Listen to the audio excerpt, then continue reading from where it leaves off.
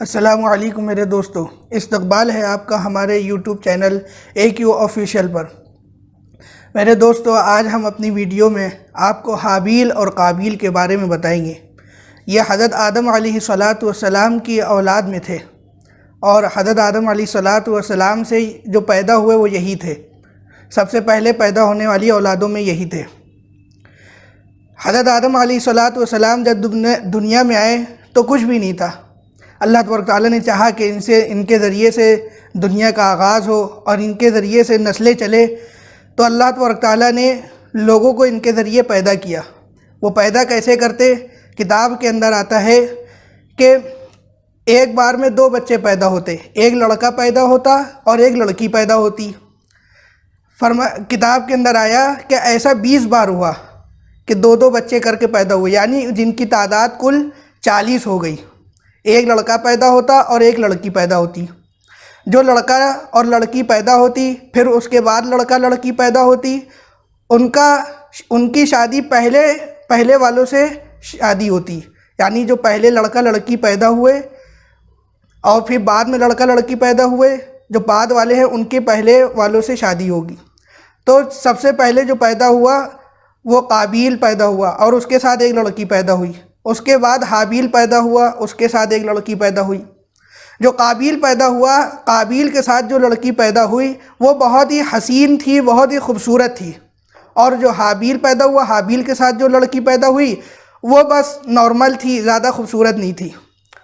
لیکن اب ہونا یہ تھا کہ حابیل کی شادی جو قابیل کی بہن تھی اس کے ساتھ ہونا تھی، لیکن قابیل اپنی ہی بہن کے اوپر فدا ہو گیا اور وہ چاہتا تھا کہ میں اپنی ہی بہن سے شادی کروں، اسی سے میری شادی ہو۔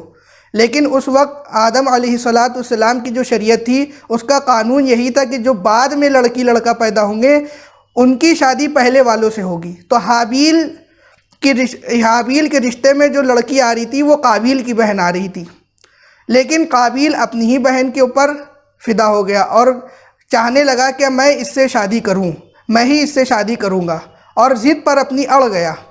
حضرت آدم علیہ السلام سے بھی اس بارے میں کہا، لیکن حضرت آدم علیہ السلام کہاں اس کی اجازت دے سکتے تھے، کیونکہ اللہ کے قانون میں، اللہ کی شریعت میں یہ نہیں تھا اس وقت۔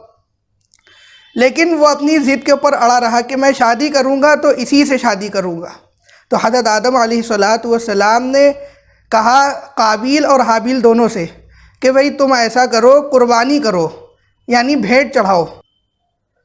جس کی قربانی قبول ہو جائے گی ہم اس کی شادی قابیل کی بہن سے کر دیں گے۔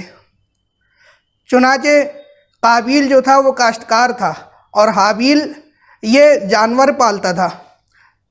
اس وقت جو قربانی قبول ہونے کا، بھیٹ قبول ہونے کا جو طریقہ تھا وہ یوں تھا کہ کسی جگہ پہ بھیٹ کو رکھ دیا جاتا، قربانی کو رکھ دیا جاتا، اور ایک آگ آتی آسمان سے اور وہ اس کو کھا جاتی تھی۔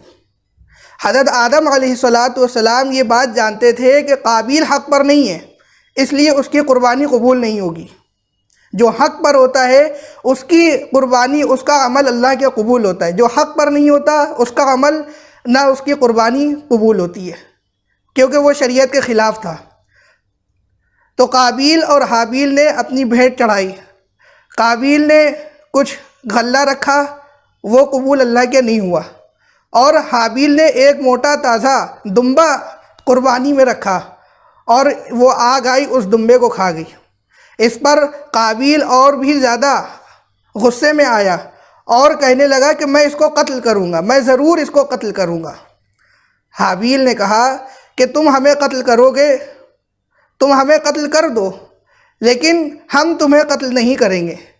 اللہ تبارک تعالیٰ تو متقیوں کے مال کو، جو اللہ سے ڈرنے والے ہیں ان کے مالوں کو اللہ تعالیٰ قبول فرماتے ہیں، سب کے مالوں کو قبول نہیں کرتے۔ جن کے دلوں میں اللہ کا خوف ہوتا ہے ان کے مالوں کو اللہ تعالیٰ قبول کرتے، جن کے دلوں میں کوئی خوف نہیں ہے اللہ کا ان کے مالوں کو اللہ تعالیٰ قبول نہیں کرتے۔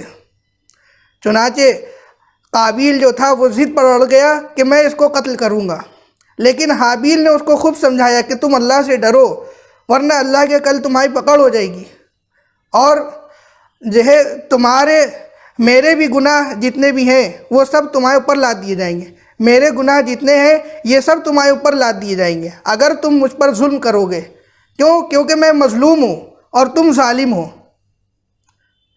اس طرح سے حابیل نے قابیل کو سمجھایا، لیکن قابیل اس کے دماغ پر وہی بات چڑھی ہوئی تھی کہ میں شادی کروں گا تو اسی سے کروں گا، اور شادی کرنے میں یہ میری رکاوٹ بن رہا ہے، اس لیے میں اس کو ضرور قتل کروں گا۔ چنانچہ قابیل نے حابیل کو قتل کر دیا۔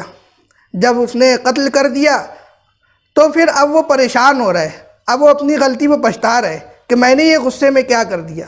جس طرح سے لوگوں کے اندر جب آدمی کوئی گناہ پہلی بار کرتا ہے، کوئی غلطی پہلی بار کرتا ہے تو اس کو اپنی غلطی پر افسوس ہوتا ہے، ندامت ہوتی ہے، اور جب وہ کرتا رہتا ہے تو پھر اس کو اس غلطی پر کوئی ندامت نہیں ہوتی۔